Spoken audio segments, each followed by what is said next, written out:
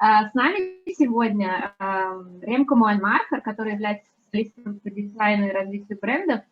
Он также является основателем импакт-агентства Фрэнк Ли и проекта ROEF. Я, когда смотрела, чем он еще занимается, поняла, что вообще очень многим, а вдобавок очень необычным. К примеру, он является одним из инициаторов проекта City, который является тоже частью проекта ROEF. В общем, все связано у них там, в Нидерландах, Голландии. И этот проект направлен на захват крыш, как еще одного потенциального пространства для города. Да? И через разные инициативы, как, например, Rainproof или Roof Bar, они инициируют и акцентируют внимание на то, как можно использовать крыши многогранно, в том числе и для озеленения, для улучшения экологической ситуации, оно и также просто для досуга и объединения людей. Добро пожаловать. Я, наверное, сразу всех представлю, а потом мы уже решим, кто захочет первый начать рассказывать о себе еще дополнительно. Второй наш участник – это Джесси Йоп Йорг, который, наверное, во многом разделяет те проекты, которыми занимается Ремко, потому что они являются создателями вот как раз этого коллектива ROEF. Но было бы скучно делать только одинаковые проекты, поэтому у Джесси есть еще и другие инициативы, к примеру, Lola Lik. Это проект, который является временным инклюзивным центром, расположенный в бывшей тюрьме. А рядом с этим инклюзивным центром располагается лагерь для беженцев. И вот проект как раз был запущен для того, чтобы соединить две, как бы, вроде бы сначала малоочево объединенные группы людей в одно и сделать из этого сообщество. Поэтому резиденты инклюзивного центра стали вовлекать, а также участвовать в каких-то мероприятиях вместе с резидентами центра для беженцев. Вот, и вообще появилось много инициатив, например, они обустроили во дворе этого центра для беженцев площадь, привезя туда, наверное, количество земли, цветов, посадили цветы, сделали огород, и, в общем, запустили жизнь на это пространство. Вот, а еще он известен своим участием в инициации проекта коллектив. Это такая инициатива, да, которая разрослась уже по всему миру, когда можно со своей скамейкой у своего дома на улице запускать какие-то движения, например, вместе поесть, устроить чаепитие и так далее. И вот хозяины скамеек могут решать, чем они будут заниматься. Такие вот открытые пространства здесь для всех. Я не быстро говорю для переводчика. Все нормально. Третий наш участник – это Мате Лукач из Венгрии. Мате представляет проект, который я сейчас, наверное, скажу неправильно, и Мате мне потом обязан поправить. Ярокело. Ну, наверное, я сказала все неправильно. В общем, Ярокело, it's almost correct, yeah. Okay, great, thank you. Да. И этот проект – это великолепная инициатива, которая немножечко напомнила мне советскую книгу жалоб, но у нее больше смысла, потому что это книга жалоб, в которую могут обращаться горожане с какими-то городскими проблемами, например, не знаю, открытой крышкой люка или поврежденной стеной. А эта онлайн-платформа занимается тем, чтобы разбирать эти жалобы и направлять их в правильные инстанции городские, заставлять администрацию на них реагировать. И прелесть этой платформы заключается в том, что они по системе светофора дают тебе знать, на каком уровне, на стадии процесс находится. Вот, а как горожанин ты можешь еще и оставлять, к примеру, свои комментарии. И вот с 2012 года эта платформа запущена, и с 2013 Мате там работает, и за все это время было решено более 72 тысяч случаев, да, жалоб и обращений. А чем интересен нам опыт Мате, это тем, что он как раз не тот человек, который решает, куда все направляется, а как раз занимается организатором волонтерской работы, потому что все это основано на волонтерском начале. Было бы интересно узнать о его опыте, того, как вообще поддерживать хорошее настроение у людей, заниматься постоянно решением каких-то проблем других людей. Вот. Ну и последним нашим участником сегодняшней дискуссии является Беате Хомотовска, писательница, журналистка из Польши, которая написала книгу «Muranów Station». Эта книга об особом месте в Польше, и это не только книга, но и целое движение, целая инициация общественных и культурных инициатив, которыми Беате, которые она инициирует и сопровождает. Я думаю, что на этом я закончу говорить и хотела бы попросить наших участников, возможно, кратко рассказать о своем опыте или добавить то, что я наверняка не успела упомянуть, а может быть поделиться какими-то своими картинками, фотографиями или информацией. Да? Я так и начну, наверное, сверху по списку и попросила бы Ремко представиться и рассказать о своем проекте. Well, thank you. I hope everybody can hear me well. I have a little presentation that I want to show you guys to get you through my work. Let me see if you have 1 second. Yeah, there we go.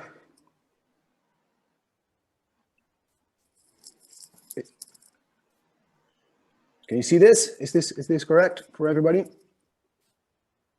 Yeah, can you see my Мы все видим черный экран. You see my presentation? Oh, serious? Okay. How is that happening?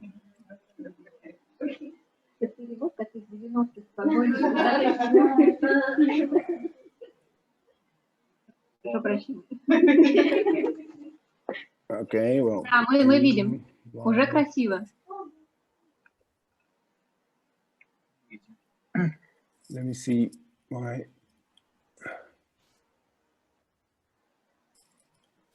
Oh, it's always technique, huh? Why doesn't it work? Let me see, 1 second.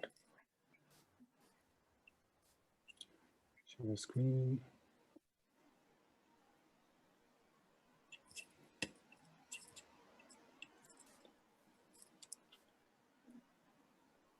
Okay, well, I don't know. It doesn't do what I want it to do because I can't skip through the pages. I don't know why that is.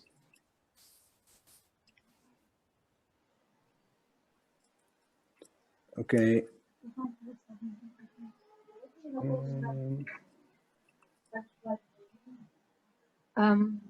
Тогда, может быть, начать без презентации. Sorry, guys. Yeah, maybe I'll do that. Let me see if I can.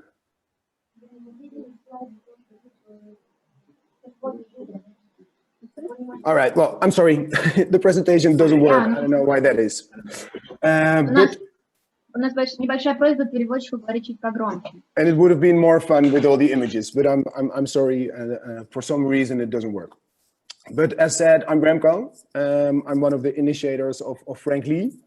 And Frэнk Li is an impact agency. And what we do is we try to make people think of social content.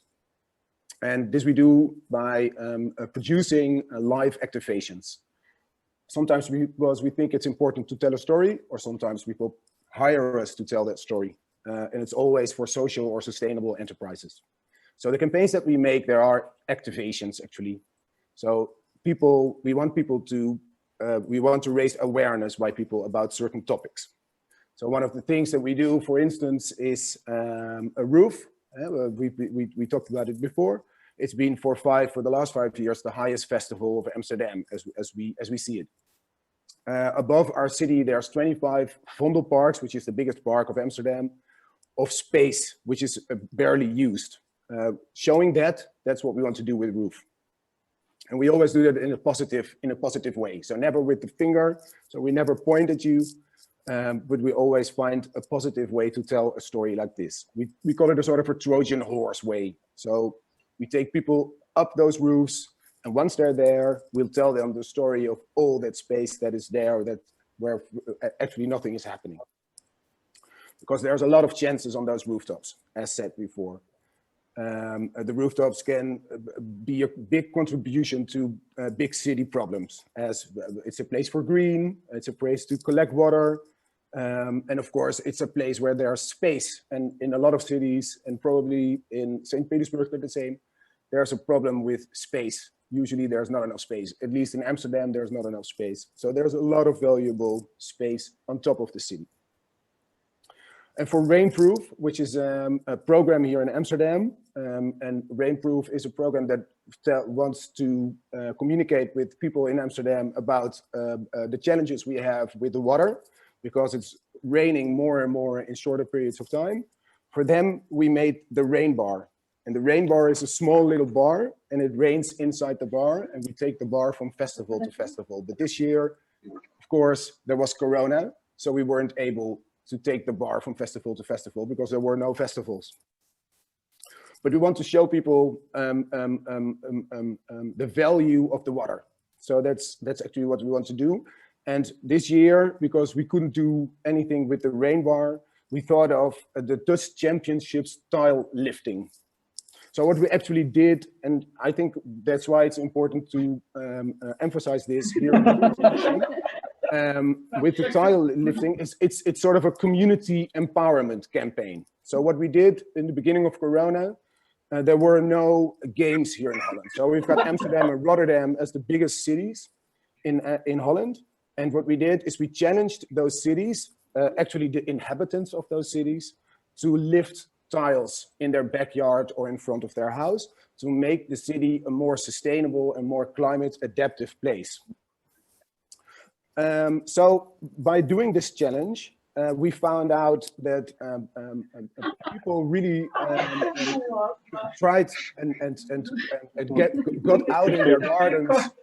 And by the end of the summer, we had one football stadium of tiles that were removed out of those two cities. So in that sense, it was a success. The aldermen of Rotterdam and Amsterdam were talking about it. It even was in the ministry in the town hall. It was in The Hague at our national government. People talked about it. This was really funny for us as well because we never expected this. But the thing is, if you make it a challenge, and if you challenge in this sense, if you challenge neighborhoods or if you challenge communities, you can empower the citizens that live within them. And this is actually what we've been seeing with the Dutch Championships tile lifting. That we saw it was a real citizen empowerment campaign where people really got their hands out of their sleeves and started to work to make their own neighborhood a better place and a greener place and a more climate adaptive place. So this is something that we want to do next year as well. So this year it was only Rotterdam and Amsterdam. So for next year, we actually want to look at the whole of Holland. So because now it was just a stadium, but we hope in 2021, it's not only a stadium, but it's maybe 10 stadiums. And it's not only Rotterdam and Amsterdam, but it's also other cities or maybe neighborhoods. So over the last couple of months, while we did this tile lifting, we also, people reached out to us, people from neighborhoods, people from schools, like, oh, we want to participate, we want to join, how can we join? So this is what we're going to do for next year. We're going to build a sort of an umbrella where all sorts of communities can write themselves in, and they can join next year with the Dutch Championships tile lifting to make Holland a greener, more sustainable and more climate adaptive place. So that's one of the projects that we did last year. And I think because it's of course about communities, like building communities by challenging them might be an interesting statement to talk about. Thank you. Спасибо большое. Мы тут, я не знаю, слышно было или нет, но мы от души посмеялись. Вот, потому что часто эффективные идеи, они не только красивые, но и с юмором, а при этом решают много всего. Нам там понравилось, я уже даже думаю, я даже знаю город, в котором это тоже можно запустить. Yeah, yeah. Yeah, I've been to St. Petersburg once a couple of years ago, and I noticed how there's no green, there's no trees virtually. It's a beautiful city, but there's a lot of stones. So maybe we can once not do a Dutch championship, but a world championship tie lifting, and St. Petersburg and Amsterdam can. So we challenge you guys. Amsterdam, St. Petersburg, tie lifting 2022. Let's go.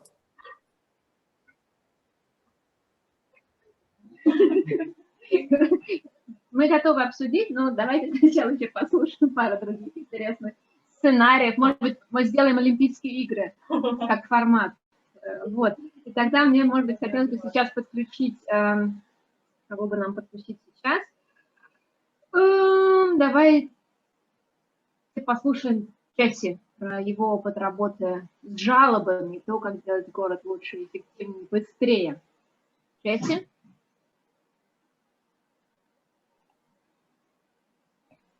Yes, beautiful. Thank you. I'm also going to check if I'm able to give a presentation.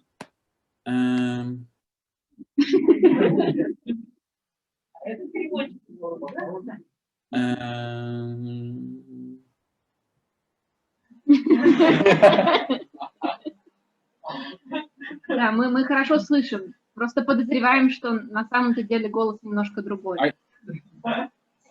Are you seeing the presentation right now? Okay. Okay.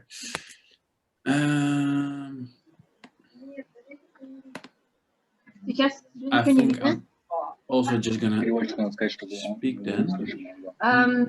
Это послание переводчику. Вы иногда пропадаете, вас не слышно.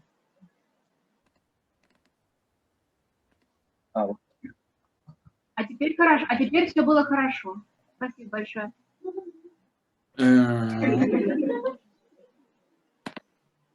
Да, Джесси, мы готовы. Готовы даже без презентации. Yeah, okay. No, okay. Yes, okay, let's roll. У нас богатая фантазия. Okay, so my name is. Okay, beautiful, beautiful. So my name is Jesse Yop Yorg, and I work a lot with Ремко Moэн. We were also both at the Keuvel this afternoon, and I'm going to tell a little bit about the projects I'm involved in. The goal of We the City is to show the city as a shared canvas that can be colored by us all together. So it's very much about human connections, and we also firmly believe that a happy life is a life with meaningful connections with other people. We are social animals, like deep within ourselves. We are very much our happiness is very much dependent on connections with other people. So I'm very much in the business of trying to make cities facilitating these new connections between people.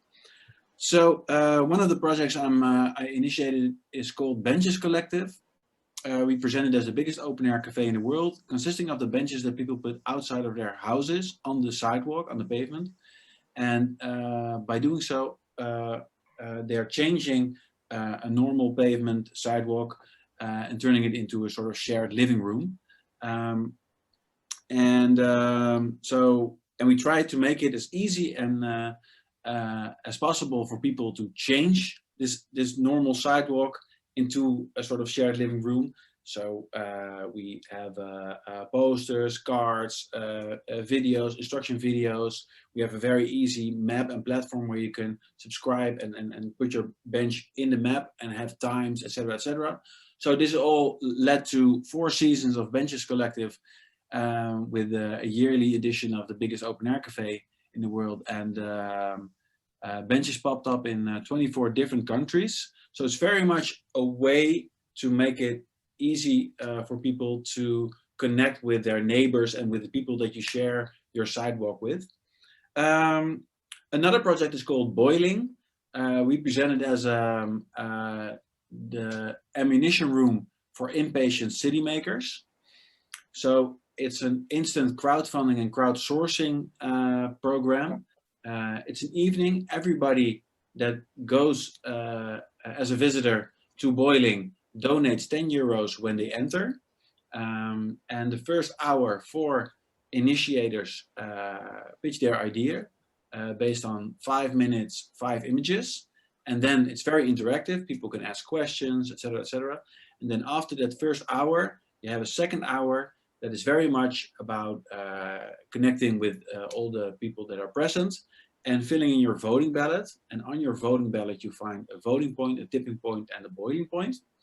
On the voting point, you can say which initiative you find best or which you find most valuable. And on the tipping point, you can mention tips that you have space or material or help in any other way. And on the boiling point, you can mention that you really would like to help turn this idea into reality. So at the end of the evening, all the initiators go home with ammunition from the audience. And one of them goes home with all the donations that are doubled by 2 parties in general.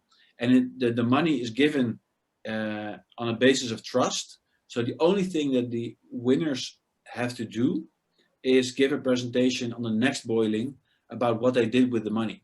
So it's very much about your, you have to explain it, not to a foundation or a local government, but to all the people that also did the donation. So it's very much about your own position also. You don't want to just throw it away, basically.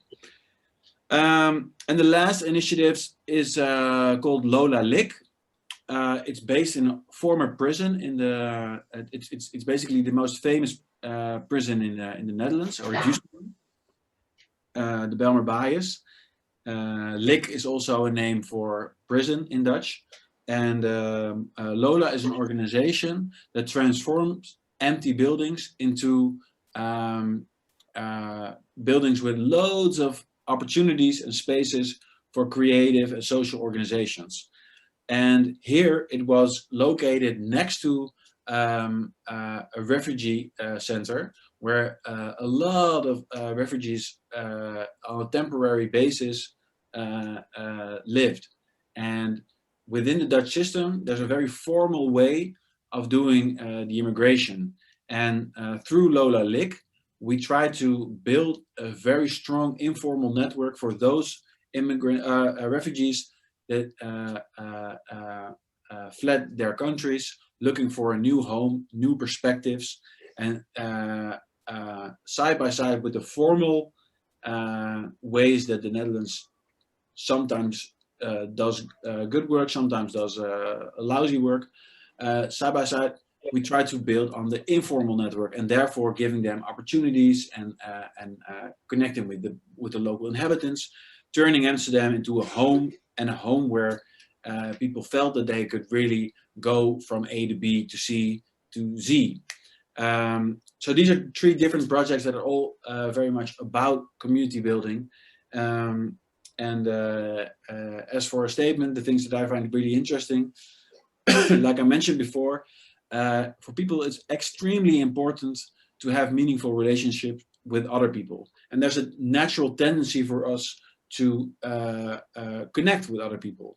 And cities sometimes make it very difficult for this natural process to unfold. And I find it really interesting in finding ways to make it easy again for people to interact with each other and to form connections and therefore also communities. So how can you give people the tools to actually proceed in connecting and finding new communities that you feel really strongly about? That would be a topic that I find really interesting. Thank you. Спасибо большое, спасибо, Джесси.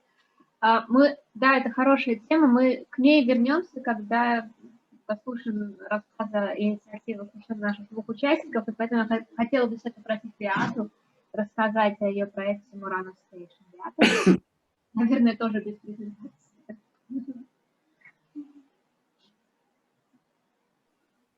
Hello, yes. Hi.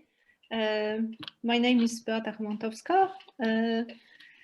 Actually, I'm a writer, a journalist, and 10 years ago, I was also an initiator and co-founder of the association called Muranów Station in English.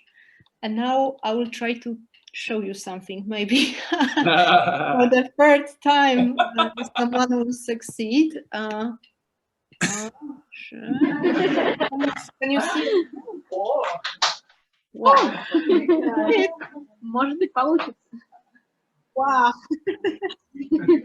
Okay, great. So, few words about the association.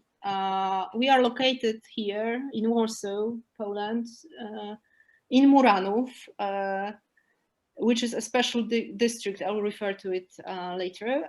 Inside this wonderful building, in the roundabout shape in this court. And this organization has been founded by a bunch of mostly creative people in the 20s and 30s, like 10 years ago, who are interested in this special district, but had nothing initially. We only had some ideas, what we would like to do, how would we like to change the area. And now, so as I succeeded in that, maybe I will show you also some photos, because this is a special Muranów case. If you can you see some picture? Right. This is a very unique area because. Да, у нас сейчас небольшой сбой. Одна секунда. У нас технический сбой, мы попробуем это исправить. Пожалуйста, не рассказывайте дальше. Okay. Остановитесь, пожалуйста. Нам интересно.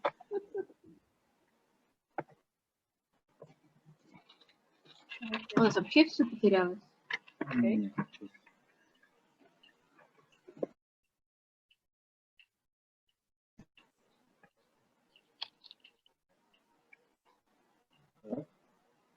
На этой ноте нужно все время говорить, что так хорошо, что время позволило нам пригласить экспертов из многих стран, да, прекрасная возможность. Да, да. Все как раньше, только еще лучше. Была рекламная пауза на ковида.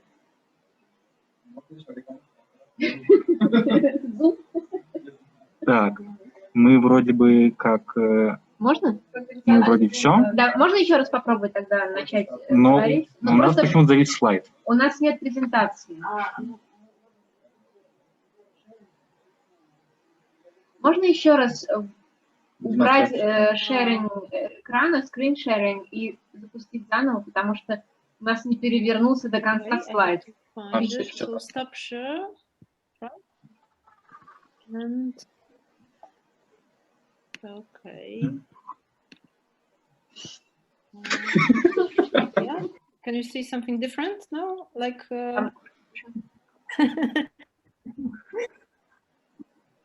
yes. But there will be more coming. Okay, so I will try to. I'm not very good in technical issues, but I try. All right. So this is the image of Muranów area in Warsaw before the war, before the Second World War, which was like the typical, let's say, Jewish district in Europe, like everywhere in Berlin.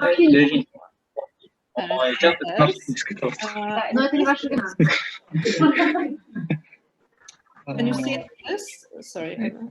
Okay. Yes, this is the image, like the iconic image of it in 1945, after the Second World War, when you can see only ruins. And what makes Muranów so... Пожалуйста, не переводите ничего дальше, мы вас не слышим. This what you can see now is that on those ruins and from the rubble, there has been a totally new district. Like another one, here I can show you another picture, like this. All the houses. Чем больше волнуется, больше стендап. Вы можете уже собирать вопросы, потому что очень хотелось, чтобы мы... Okay, I knew if I show something, there will be some other problems. This never... Okay. So maybe I just won't show anything. Я переключил на другой ноутбук, сейчас попробуем. Нас видят вся страна. Нас все видят, нас, по-моему, даже все слышат. Уникальная возможность передать привет кому-то. Привет.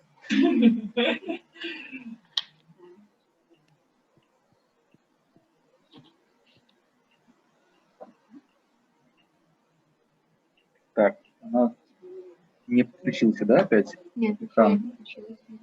Вот, что-то пошло. Вот уже там, оно уже дальше пошло. Так, у нас явно проблемы с местным проектором.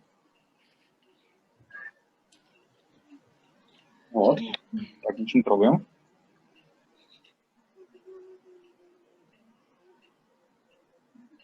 Так. Григорий, мы почти готовы. У нас уже все лучше. Честное слово.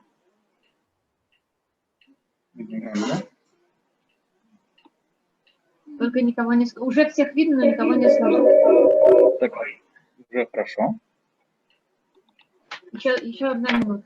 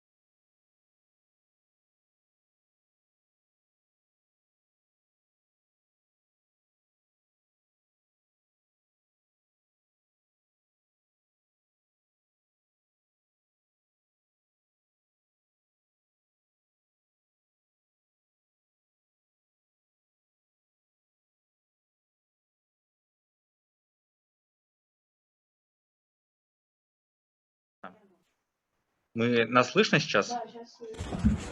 Вот так вот. А нас слышно кому-нибудь? Да, у нас все хорошо. У нас все хорошо. Мы только у нас, только в принципе, тоже, только мы друг друга... А теперь мы слышим. Тогда мы возвращаемся к Беате. Беата, просим прощения за технические неполадки, но это все как-то не от нас зависит, наверное. Okay, thank you. So maybe just to be equal with our participants, I won't show anything more because you said also you have a big imagination, and Muranów is a place when you really need that to understand what is it all about and the local community, let's say, issues. Okay, I've mentioned it used to be like a Jewish district before the Second World War. Then it was turned into total disaster, like a rubber field. And after the war, it has been rebuilt as a, I think probably the only one in the world housing estate as a monument, because, well, it was a very ecological project, as the architect used the rubble, the ruins, to construct the new houses of the new housing estate. Of course, the housing estate was in a totally different style because it's modern, like from the in the modernist and social realist style, as it has been erected in the late 40s in Poland. And the other thing is who lived there. So most of the population in 2010, when we started our association there, were the people who were about 80, because most of them were the people who moved in when the housing estate was built.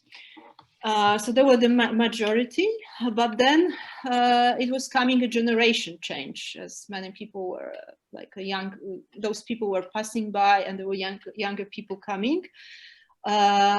Another typical feature is that this housing estate, this district, was created mostly for workers. Like, you know, that was the time of socialism in Poland. So there was also a big propaganda project that the workers will live in the city center in good conditions. Anyway, so what was our goal and why it was so hard? Because our goal was mainly to connect. Another typical thing was that this place is really in the center of Warsaw, and it was like a kind of empty field in terms of culture and social life. So it was like не двигайся, пожалуйста. big house. Нам сейчас не слышно. Сейчас все вернулось. Все хорошо, все, я молчу. Do you hear me? Or can you? Okay. So it was also like it was designed as a housing estate for 50,000 people, but it was almost dead. Like there were only some shops. There was almost no cultural social life. So our aim was to connect somehow the past, like the Jewish identity of the place, which was very strong because it lasted more than 100 years, and the present time. So the living and the experiences of those inhabitants who, some of them lived there also almost half of their lives, and they had another history they built together. It was very hard in the beginning because this is also maybe we'll discuss it later in some, but it was also some kind of lots of mistakes we've made because we had very ambitious attitude, and we've started with some things that we imagined the local citizens will like, but they had other perspective. And also for them, the Jewish topic was not so important because they had their own identity, their own stories, their own pioneer stories, because some of them moved there in the 50s. They had totally different their own emotional map of the place.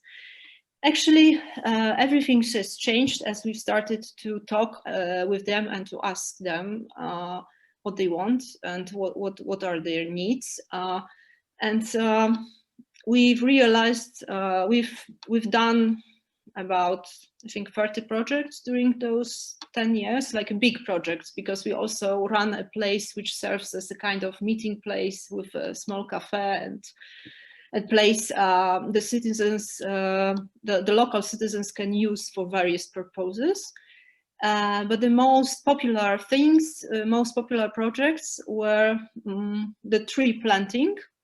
Like we were planting some, after the developer cut off some old Mirabel plum tree, which has been living in that area for years, and also was a kind of link between the past and the present, because in this area you have almost no historical buildings, so the trees somehow carry the memory. And the people were planting together the new one, which was also connected to some stories. And another thing which became extremely popular was local social archive we've created online, where the local people could post their photos with stories. They could share it. They could, with help of volunteers, if they were elderly people, or on their own. And it grew really extremely, we haven't expected. And people also started to discuss and share memories on Facebook, in social media, and so on. Now, to finish this story, we can observe that in this area we had like 3 phases, and I think now it's the third one, and we are very happy about it. There was a pioneer phase when we started to operate there with some other organizations. The second one was a kind of institutional one, because the huge the Polish Jews Museum opened there, and also gathered interest among tourists, visitors, and also the local community. And now it's let's say do-it-yourself phase, when the locals also, no one has to animate them, but they come up with their own ideas, which are based on their own needs. And this is really, and they also seem, their identity is really strong, connected to this place, to Muranów. Of course, now there is a pandemic, so we all know what it means, and everything can be done only online. Okay, so this is basically what I wanted to say. Maybe in the discussion there will be possibility to share some experiences. Thank you.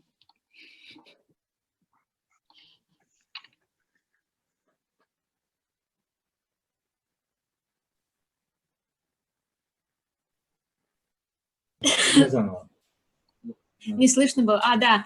Спасибо, Беате, и приглашаю рассказать о себе, о своем проекте Мате, но, наверное, все-таки лучше без презентации. Вот, мы верим на слово сегодня. А вообще все так интересно, что даже и без картинок хорошо. Вот, Мате, да? Если готов. All right, thank you. At last but not least, I'm gonna talk about Járókelő, which I know Hungary is quite a complicated language, so you don't really know how to pronounce my name, my organization name. It doesn't matter. To be translated into English, it's called passers-by, which means you walk on a street, you saw something what you don't really like a pothole or a dead tree, or a traffic light which doesn't work at that moment, and you don't really know what to do, where to turn with your problem. So basically, Járókelő helps citizens to report public space issues to local governments or public service companies in a really easy way.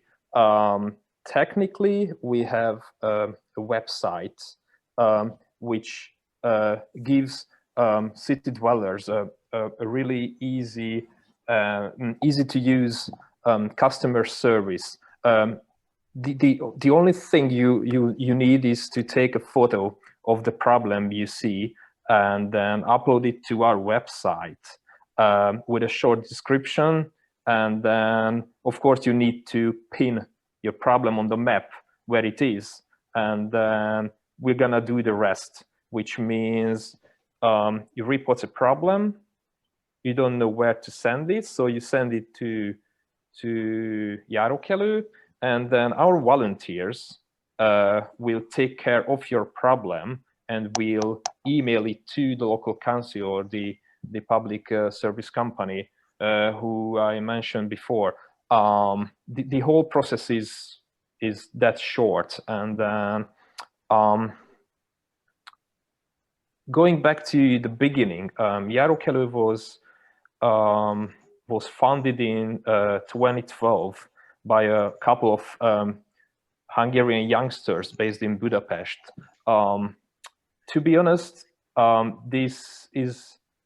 this wasn't our idea. The whole idea came from Slovakia, where they have the same service to the citizens, and then it was translated and introduced to Hungarian folks in 2012 by our team. Since then, we've made quite big expansion in Hungary, as our service started in Budapest. But right now we have 26 cities where we share this service with the locals. So I would say that our service has an affection on at least 2.5 million people. That's the good side. The bad side is they don't know yet that we have this service. So we really need to get them and get them to use our service. In the last 8 years, we've helped at least 74,000 cases to be reported into local governments and companies, and we're quite successful as we've helped and solved at least the 2/3 of these problems. So this means 45,000 reports is done at the moment. We have a quite big community based on the citizens who use our service, and also we've been working with volunteers since 2012. At the moment, in the 22 cities, we have like 75 volunteers helping citizens to be heard and to solve these issues they see in their everyday life. But this is really just the core of what we do at the moment, as we really would like to get involved things like sustainable city or sustainable transport. Hence, we have a really strong online communication on Facebook, on Twitter, or our blog, where we really where we talk a lot about how to form and shape our cities to be climate adaptive, to be more friendly, sustainable, healthy to the citizens they live in these cities.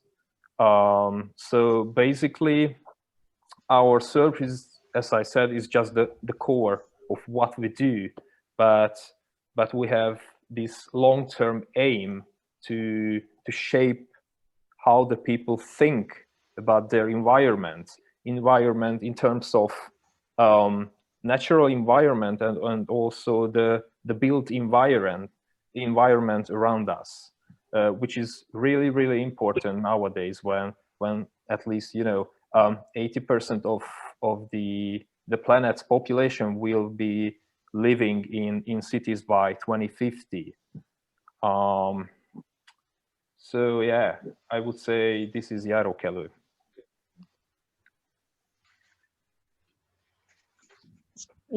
Я уже даже боюсь повторять это слово, но я буду тренироваться до конца дискуссии. Jarokelu. А вы поправляете каждый раз.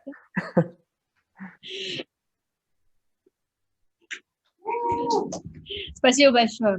Больше не буду говорить. Да, спасибо большое. Пока мы слушали эти вдохновляющие примеры и инициативы, я подумала, что вот что-то запускать, оно во многом, конечно, связано с тем, что есть какая-то проблема, не всегда, но в основном, да, но запуск — это всегда немножко про энтузиазм, да, ты горишь, у тебя горят глаза, ты хочешь, ты собираешь людей, ты их убеждаешь, и они с тобой начинают. И здесь и важность всего этого тоже как бы сразу понятна. Интересно, что самое сложное, как сделать так, чтобы у этих инициатив, или даже больше сказать, даже у сообществ, которые формируются вокруг этих инициатив, появилась вот эта вот устойчивость, да? Как сделать так, чтобы если ты вдруг сам уже не являешься частью этой команды, дело оставалось живым. Есть советы? Или есть какие-то практики, которые вы сказали, вот это работает, да? Как быстро нужно децентрализовать всю эту инициативу? Как уговорить, как вдохновить? Поделитесь, пожалуйста, идеями. В любом порядке. Самоорганизация. Я, к сожалению, не вижу людей. Да. Можно поднять руку нам, к примеру, если есть ответ или если вопрос.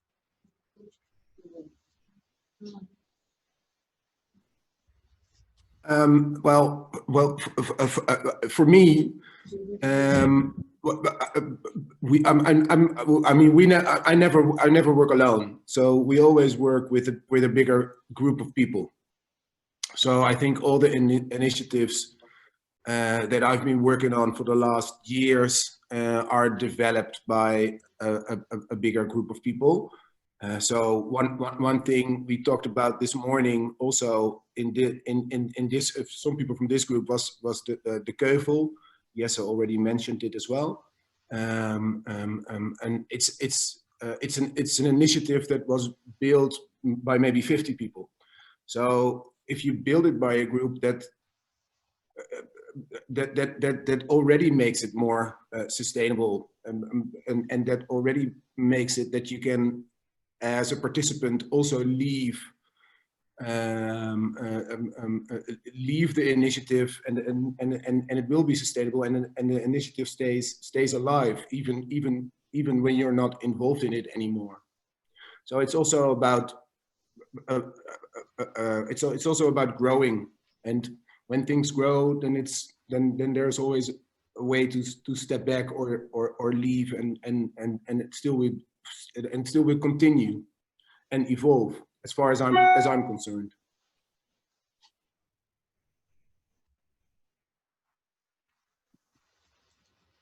Okay. Am I heard? Great. Referring to what you said, Anna, I think each problem is an opportunity in disguise somehow. So, in our organization, which was founded by 30 people, there was never a tight structure. So, of course, we have something like a board, but people come and people go. So it's like sometimes some people are involved in one project, then there is someone else involved in another, and then is not doing anything for another year. Someone else is doing. But of course, there was still a kind of base. So there were about 5 people who are more or less still doing their job there. And also, I think it's a matter of competences.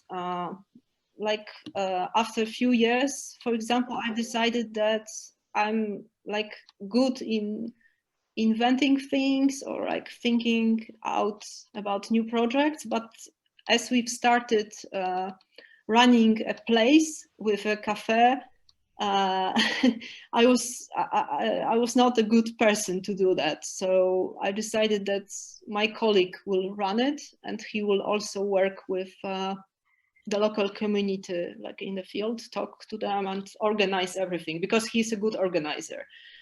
Also, we have a person who is responsible for the finances and all those shitty stuff every organization has to do just to keep their books. Another person can write projects just to get some money. So I think it's the combination of, let's say, talents, and one person can never do everything, because it's like a recipe for disaster. So I think that's the way to share work. And also, as my previous colleague said, it's also the matter of growing and of changing. So some people leave, then another engaged people come, and so and the organization transforms in the way somehow.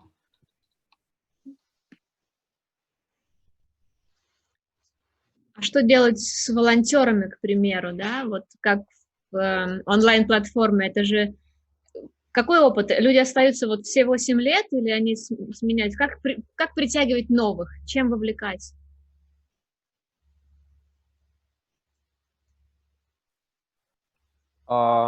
Would you let me to talk about sustainability just a little bit, then I will obviously answer your question as well. So sustainability for us is quite complicated these days, as you know, COVID-19 is here. We are a non-profit organization, so we every day need to take care of how to found ourselves. So we participate in projects to be supported by local councils or by our users as well, and we also have a tax income. So these are the most important resources we are based on. And on the other hand, when we are talking about sustainability, the decentralization of our organization is also really important to have a team who can you know, do everything.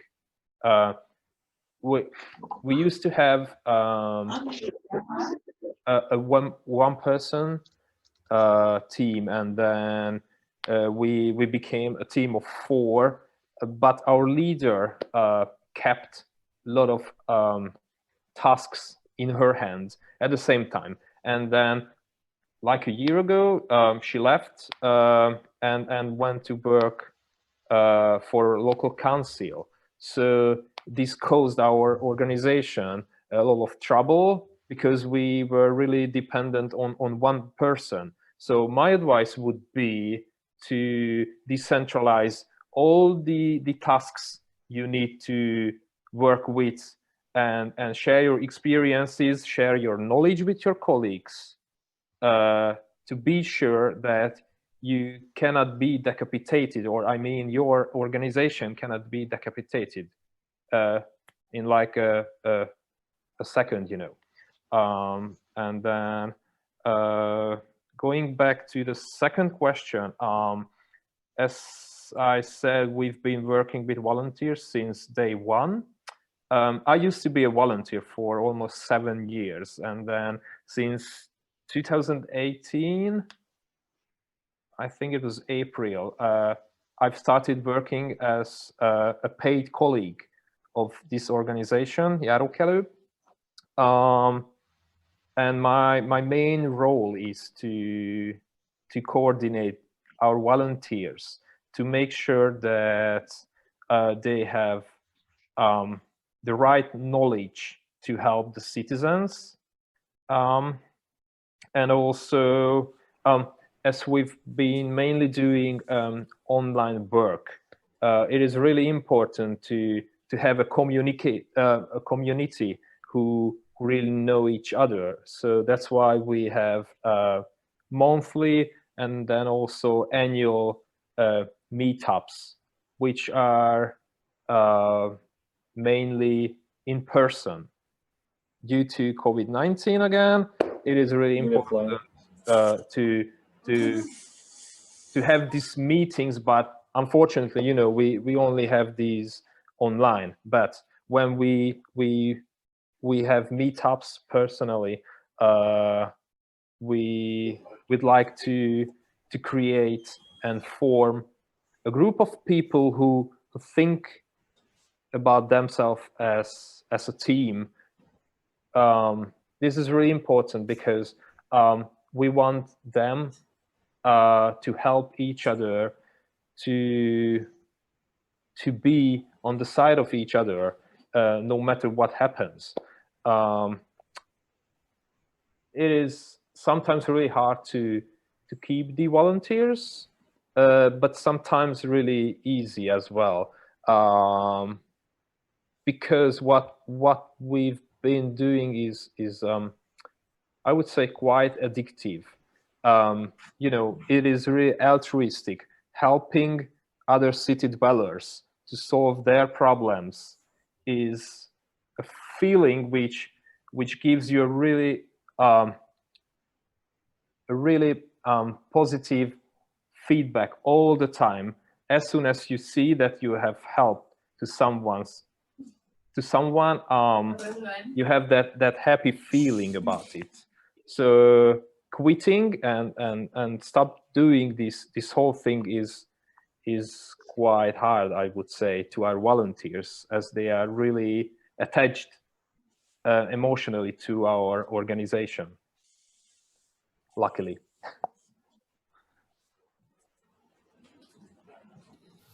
May I add something, Mate? Yes. I'm really impressed. Да, пожалуйста. Yes, I'm really impressed by your project, and I think you should go internationally because that's the thing.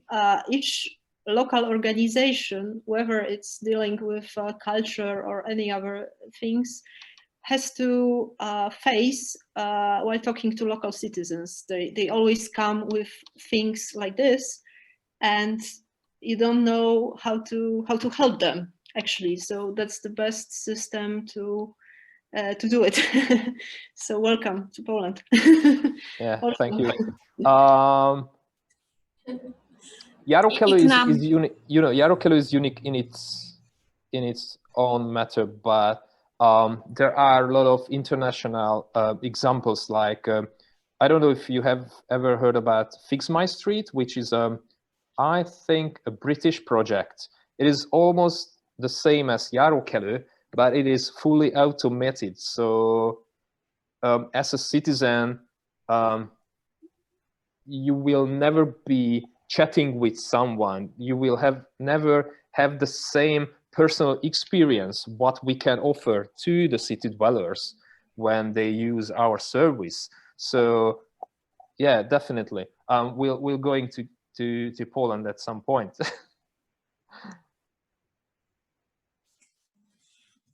Спасибо большое. Я думаю, что у нас осталось как раз время, чтобы завести дискуссию и тоже с участниками здесь. Если здесь есть вопросы, то вот есть здесь первый, второй. И нам нужно 30 секунд, чтобы придумать, как это сделать, чтобы вы нас услышали.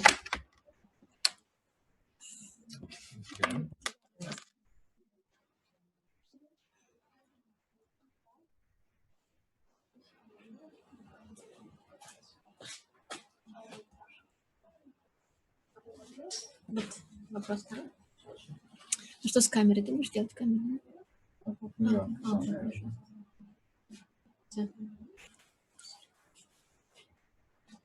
Да, так, вопрос к проекту «Прохожий», насколько я помню, он называется. Не буду, как это по-венгерски звучит. Ну, идея, по сути, как говорится, витала в воздухе, и это как раз воплощение концепции умного города. И, в принципе, ну, она распространена во многих городах, не знаю, кто ее начал, но, в принципе, я вижу именно проблему вот этой венгерской интерпретации в том, что, по сути, подменяются именно органы государственной власти. То есть люди в итоге, ну, становятся более ленивые и сами не хотят ничего делать, то есть пойти там к депутату какому-то или еще что-то. То есть они просто думают, вот я туда написал, и вы все сделаете за меня. Это не совсем правильно. Гражданская позиция должна быть, человек должен знать, куда надо обратиться, если у него есть какая-то проблема. И не должен ждать, когда за него это сделают. В принципе, этот проект можно использовать как обучение. То есть написали куда-то в орган и сообщили, ну, тому, кто предложил проблему, как это сделать, и, ну, образец, не знаю, скинуть обращение, чтобы он сам в следующий раз не писал на этот же портал, а сам обратился напрямую. Ну, вот, как бы, не знаю, это такое дополнение вопроса. Спасибо. Есть желание прокомментировать? Yes, when I introduced Jarokelu, I wasn't, I didn't give you a complete introduction of the organization. So basically our website is fully transparent, which means all the reports or the issues reported by the city dwellers are online, can be searched, you can read the issue, you can read the answer from the local council for the issue, and yeah, hence we put a lot of pressure on the public service companies and local governments to answer to the citizens and also solve these problems. I don't say that Jarokelu is the only solution to report problems and solve these things, but if you want to do it in a transparent way, if you want to get involved in public affairs and also put pressure from your side to these public funded organizations, then I think we are your best choice to get things done. Yeah, that's it. Есть еще одно маленькое дополнение. Нет, там.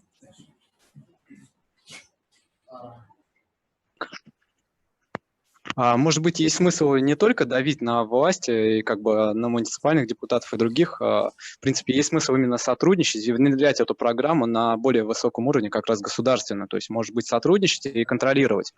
У нас есть подобные проекты, по сути, они тоже внедряются. Я забыл представиться, меня зовут Кузнецов Александр, я муниципальный депутат, поэтому меня так эта тема интересует. Спасибо. Okay, I see. I don't really know how the public affairs work in Russia, but in Hungary we have a two-level state, which means, you know, there is a central government and there are also local governments, and we cooperate with the local governments because they are in charge of solving the problems reported by the city dwellers. So yes, your advice is quite useful for the future to cooperate with the central government, but at the moment we don't really trust in the central government. So I think we have to solve our problems. Спасибо. Есть еще один вопрос. We have to solve the problems we have by using projects like and initiatives like Jarokelu.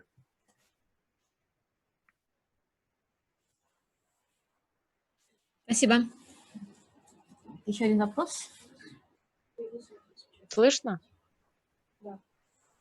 Я даже не знаю, как теперь перескочить на другую тему после вот этой дискуссии, кто имеет право и кто должен отвечать за город, в том числе за залатывание каких-то дыр. Но у меня был вопрос немножко про другое, про внутреннее. Он уже сегодня звучал на онлайн-туре с Ремко и Джесси, вот про какое-то эмоциональное выгорание.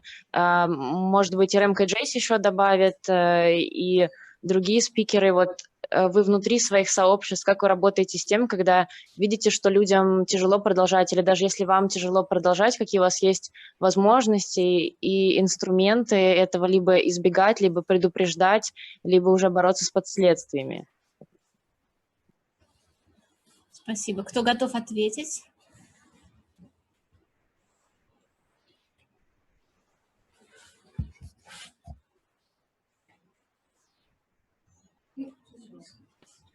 Yeah.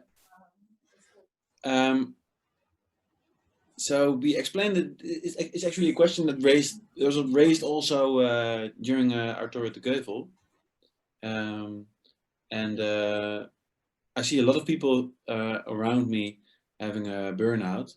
And well, the work that is being done is also quite demanding sometimes. And so the things, as I speak for myself and also looking around me, the things that are really important is also first to recognize that that the work you're doing is quite demanding, and really also talk to people about it, and trying to create a work environment that is really relaxing as well, or has the possibility to be a relaxing environment as well. So, and the Geuvel is also a really good example where you can go out like this, and it's really easy also to have a shared lunch or have a walk or all these type of things.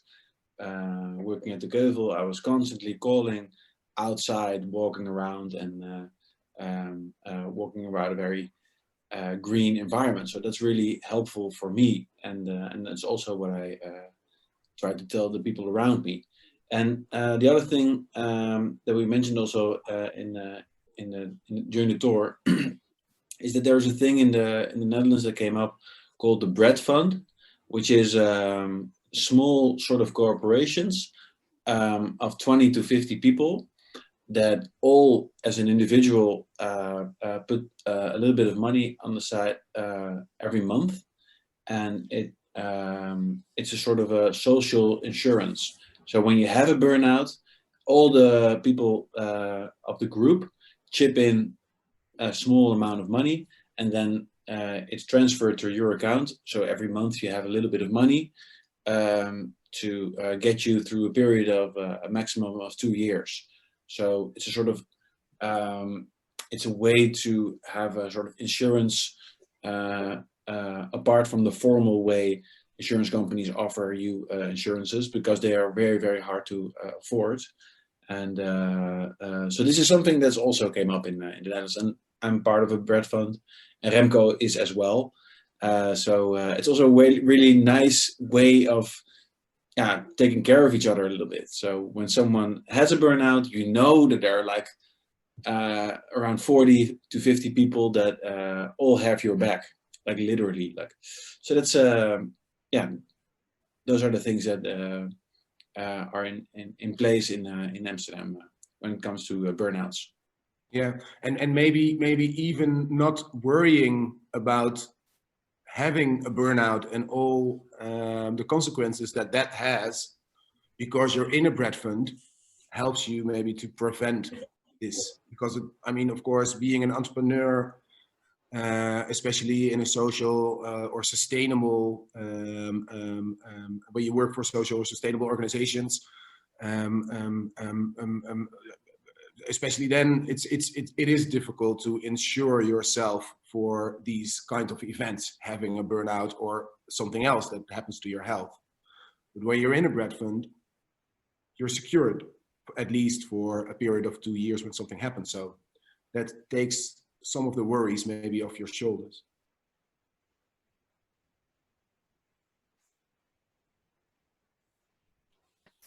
It's also very different. Спасибо большое. Да, у нас есть один вопрос из чата и один еще здесь из зала. Я зачитаю вопрос. К Беате был вопрос из чата. Как националистические группы реагируют на вот вашу связь местности с евреями? То есть были ли какие-то проблемы вытащить эту тему на поверхность сейчас, в настоящее время?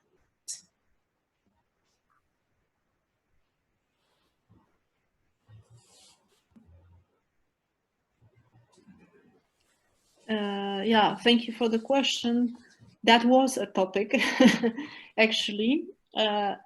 We didn't have intercourse with, let's say, strong nationalist groups at that time.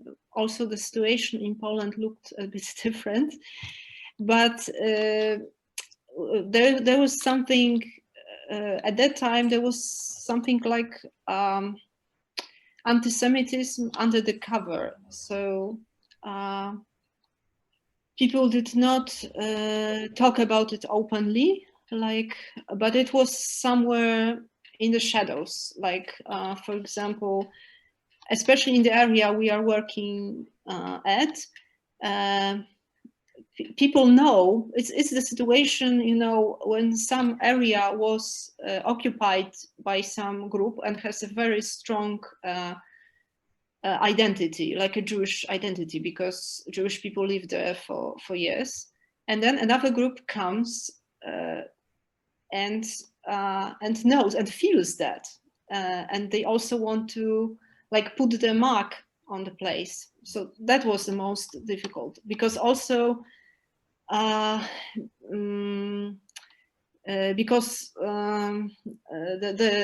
current inhabitants of the district wanted somehow to be heard with their story. So they, how to say, to be heard and to make their story, their experience, equal to the former, their life and their experience there. Their 50 years of living there is as important as the Jewish identity and history in that place. And because of that, there were also many hidden topics. That was not an open disagreement about talking about Jewish past, and because it was so important in our work. But there were some, and it's even worse, you know, sometimes, because if someone says openly, like, we don't want it, we are not interested, we hate Jews, or something like that, maybe that opens a possibility to discussion. And if it's like hidden, you don't know exactly, you feel it, but the people don't speak about it openly, that's a problem. One case, we had, we collaborated with an artist who painted a mural dedicated to a very important person from Jewish uprising. And after a year, the community of citizens in that building started to renovate, renovated it. And after that, after the renovation, they asked, when the artists asked, will this picture come on the wall? They said, yes, but you have to pay. And it was not, you have to pay for the mural on the wall, for your mural on the wall, which was confusing because, well, first, it was confusing and it was not nice at all, because in that area, to pay for, like, talking about history, who is so immanent in the area, and to pay for it, well, so that were the experiences. The problem was also, especially in the beginning, that people inhabitants of the district did not have a real contact with Jewish people. That was not a tourist area in that sense. So the only groups, there were groups of youths from Israel coming there to visit, and they were with bodyguards, so they were not interfering with the citizens.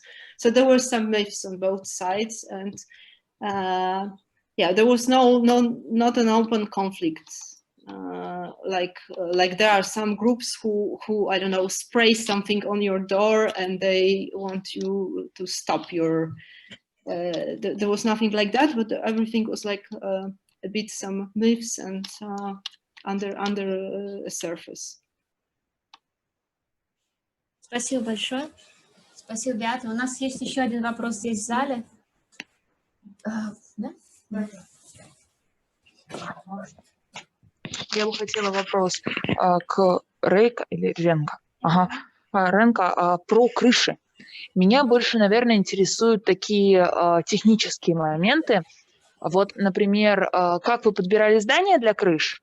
То есть, например, это были технические здания или жилые, плоские ли там были крыши, как реагировали жители верхних этажей, и в каком статусе в Амстердаме находятся крыши, потому что сейчас у нас, например, насколько я знаю, с этого года планируют их сделать как общественное пространство, что в них тоже нельзя пить, курить и материться, например.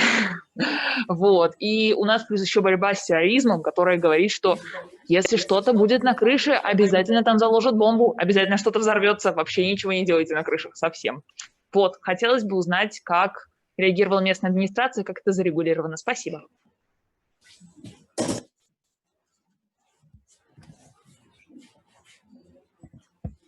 Okay. Well, thank you for the question. And it is indeed a very complicated project in that sense. So what we've been doing up till now for the last 5 years is that we only looked at rooftops that already had a destination.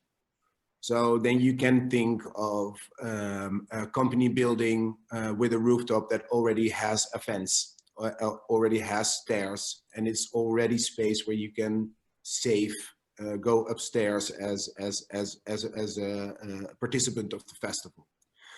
So in that sense, we made it ourselves a little bit easy. So think of hotels, think of companies with a rooftop.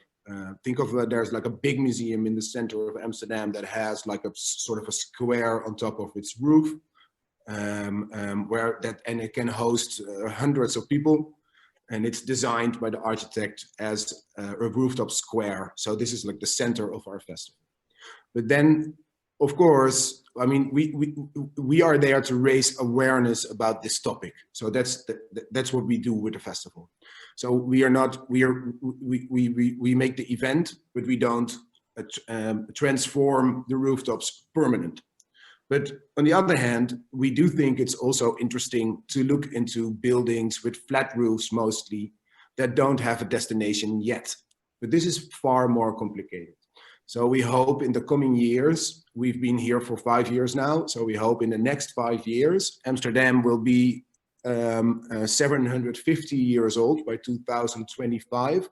So this is in 5 years' time. And for the coming 5 years, we have a grant from Brussels, a European grant. So we have some funding and a collaboration together with 9 different countries, 9 different cities in 8 different countries in Europe, that every city hosts its own festival on top of the roofs. So with this funding, we want to see the possibilities to also use rooftops that don't have a destination yet.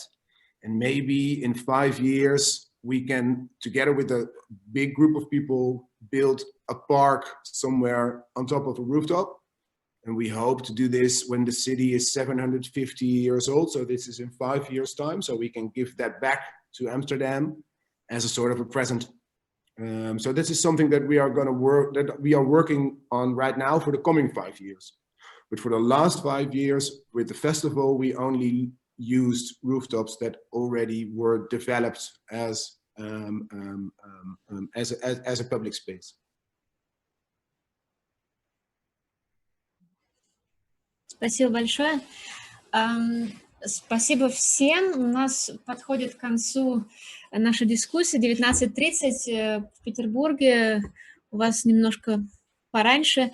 Я бы хотела сказать огромное спасибо. Если вдруг сейчас у кого-то из вас есть желание что-то добавить или сказать то, что не успел, то можно. Если нет, то сейчас вам переведут.